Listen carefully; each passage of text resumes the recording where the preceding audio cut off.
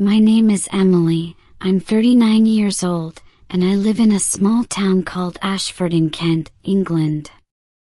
It's a peaceful place with quiet streets, blooming gardens, and cozy bakeries that smell like home. I have 2 children.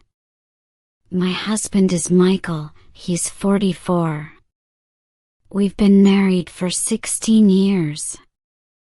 When we got married, I felt like the luckiest woman alive. Michael was gentle and thoughtful. He'd bring me sunflowers every Friday and cook spaghetti for dinner on Sundays. He would look at me and say, "You are my whole world." I believed him. I believed in us.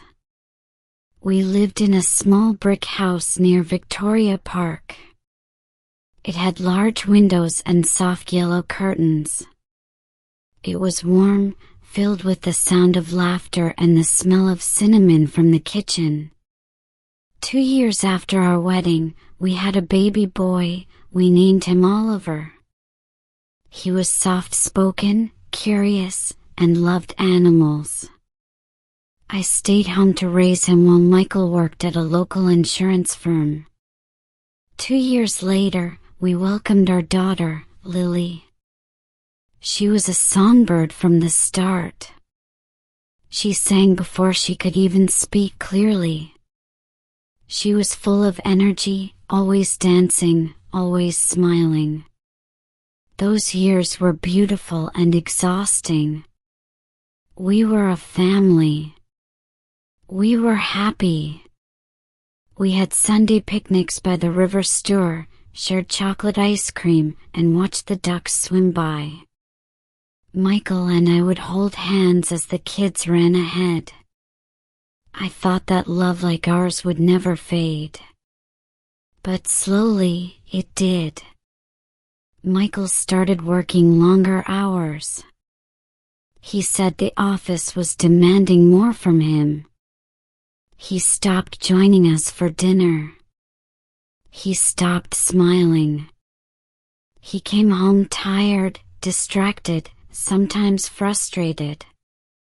I asked, "Is something wrong?" and he would always reply, "No, I'm just tired." I believed him for a while. But then he stopped calling during the day. He stopped noticing when I dressed up or when I cried quietly in the bathroom. Then one afternoon, while folding laundry, I found a hotel receipt in his coat. It was from a place in Brighton, 2 hours away. The reservation name wasn't his. It said, Mr. M. Collins and Miss Natalie. My stomach dropped. That night, I asked him, "Who is Natalie?" He said, "She's a colleague. We had a meeting there." But his eyes looked away when he spoke. I didn't believe him, but I said okay. Because I didn't want to fall apart. Not yet. Oliver was 6, and Lily was 4. They still needed bedtime stories and warm milk. They needed a home. So I stayed quiet. I tried to hold the pieces together. But I was breaking. I cried while peeling carrots. I cried in the shower. I cried when the kids weren't looking. And Michael, he was right there, but also gone. Then one morning at the local market, I bumped into someone I hadn't seen in decades, David. We went to Ashford School together when we were teens. He smiled and said, "Emily? Wow, it's been ages." We talked. Just a few words. But when he asked, "How are you really?" I couldn't answer. Tears filled my eyes. He didn't laugh. He didn't rush. He simply said, If you ever need a friend, I'm here." I didn't expect to see him again, but a week later, I did. At the Coffee Corner Cafe. He was reading a book. I walked in and he waved. We had coffee together and talked about small things, the weather, books, old memories. And somehow, in that simplicity, I felt warmth again. Not romantic. Just human. I started meeting him once a week, at the park, at the cafe, sometimes just for a walk. No secrets. No lies. Just conversation. Just kindness. And for the first time in years, I felt like I mattered. Then one day, Michael came home early. He saw a message from David on my phone, "Hope today was gentle on you." He exploded. "Who is this? Are you cheating on me?" he shouted. I didn't shout back. I just said, I needed someone to talk to. You weren't there. That night we had our first real conversation in years. Michael cried. He said, "I didn't know you were hurting so much." I said, "You never asked." He held my hand. "I still love you," he said. But my heart felt quiet. It didn't know what to feel. After that, he began to change. Slowly. He came home earlier. He helped with dinner. He asked if I wanted tea. Small things, but I noticed.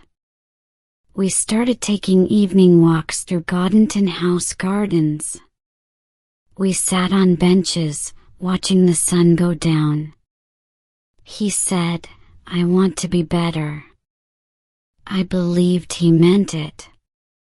But I also knew healing doesn't happen overnight. Then one night, I got sick. A high fever. Pain in my chest. Michael rushed me to William Harvey Hospital.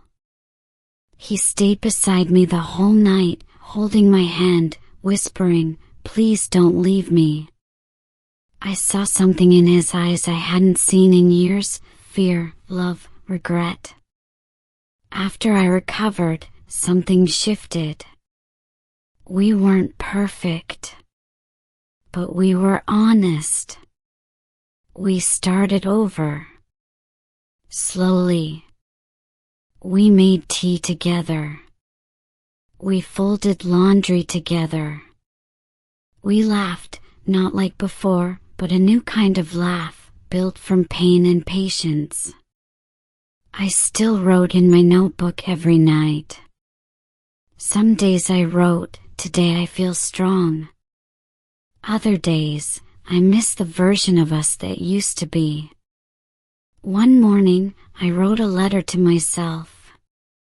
"Dear Emily, you are still here. You are stronger than you know. You loved. You hurt. You survived. You deserve care. You deserve peace. One day at a time." That letter lives in my drawer now. One Sunday, Michael gave me a necklace with a small star pendant. "This isn't for the past," he said. "It's for the days ahead. Thank you for not giving up on me." I smiled. He wasn't the man I married. And I wasn't the woman I was. But somehow, we were learning to meet each other again. And now? I don't expect grand romance. I look for the little things, a warm cup of tea, Lily's songs, Oliver's silly jokes, Michael's soft smile as we wash dishes side by side. Love, I've learned, isn't always fireworks. Sometimes it's just choosing each other again, in the quiet, in the pain, in the peace. Thank you for listening to my story. If it touched your heart, please like, comment, and share. More stories are coming soon.